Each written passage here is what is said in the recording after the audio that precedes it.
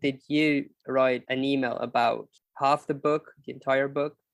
I want to say like 60% of the book went out through email. So I remember when I felt like I was done and I finally threw everything together in a Google Doc.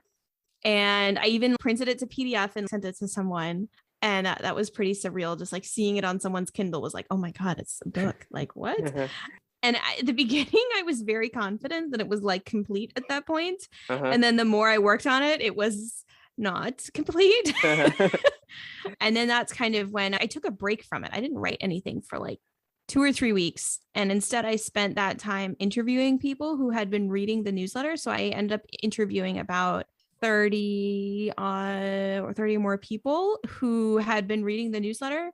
I also threw the compiled rough draft up on Help This Book, which is Mm-hmm. a platform from the writer of the Mom Test, Yeah. who wrote a new book on writing helpful books that was really helpful, like getting so much feedback, because it wasn't just like people correcting capitalization or whatever. It was like, hey, this really resonated, or this is confusing, or I love this bit. Like, this section doesn't really work. Like, this is super useful. Like, getting so much of that feedback from people. And so between the newsletter readers and people who had read the version on Help This Book, I interviewed 30 people.